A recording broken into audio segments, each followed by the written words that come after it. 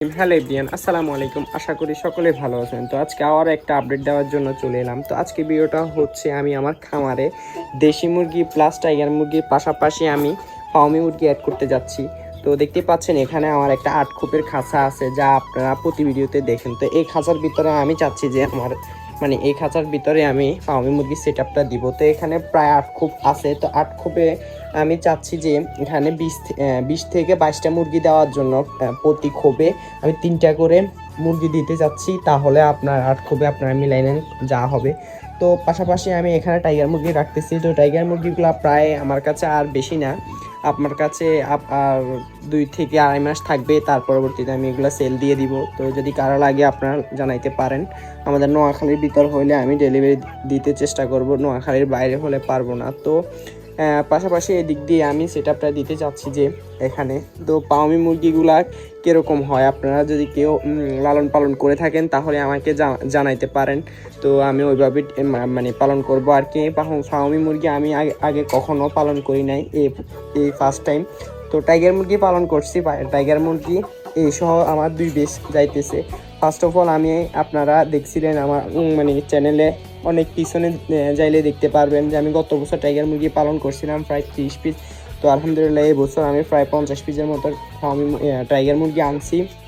তো পাশাপাশি এখানে আমার দেশি মুরগিগুলো আছে। দেশি মুরগিও আমি এগুলা সবগুলো আমি আমার পুকুর থেকে আনছিলাম। বাচ্চা আনার পরবর্তীতে এগুলো আমি ব্রুডিং করতেছি। ব্রুডিং করে ফিডের মাধ্যমে আমি এগুলাকে বড় করতেছি। তো পাশাপাশি কবুতর খামারটা আপনারা দেখছিলেন যে কবুতর খামারটাও প্রায় বিক্রি করে দিছি। তো এখানে শুধুমাত্র 3 পেয়ার কবুতর আছে।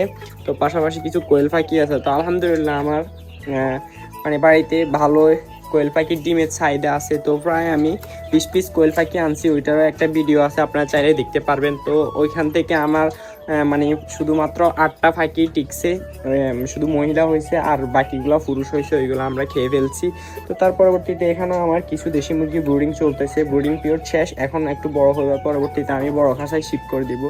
তো আজকে ভিডিওটা হচ্ছে শুধু ফার্মি মুরগি রিলেটেড। যদি আপনারা কেউ অভিজ্ঞ হয়ে থাকেন তাহলে আপনারা আমাকে কিছু পরামর্শ দেন।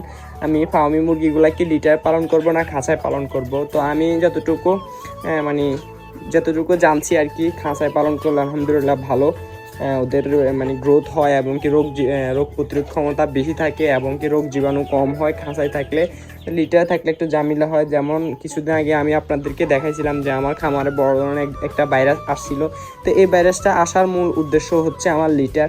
কারণ আমি লিটার পাল্টিয়ে দেওয়ার পরবর্তীতে প্রায় 2 দিনের মাথায় আমার এই ভাইরাসটা লাগছে তাদের নাকে মুখে দিয়ে, ধুলে ঢুকে। তার পরবর্তীতে তাদের শ্বাসনালীতে সমস্যা হয়েছে। শ্বাসনালীতে সমস্যা হওয়ার পরবর্তীতে অনেক জার্নি করার পরবর্তীতে আমি অনেক মেডিসিনগুলো ইউজ করার পরবর্তীতে আলহামদুলিল্লাহ আল্লাহ পাকের অশেষ রহমতে আমার ওই রোগ থেকে আমি মুক্তি পাইছি। তো আলহামদুলিল্লাহ এখন আমার মুরগিগুলো খুবই সুস্থ সবল আছে। তো সবাই আমার জন্য দোয়া করবেন, আমার খামারের জন্য দোয়া করবেন।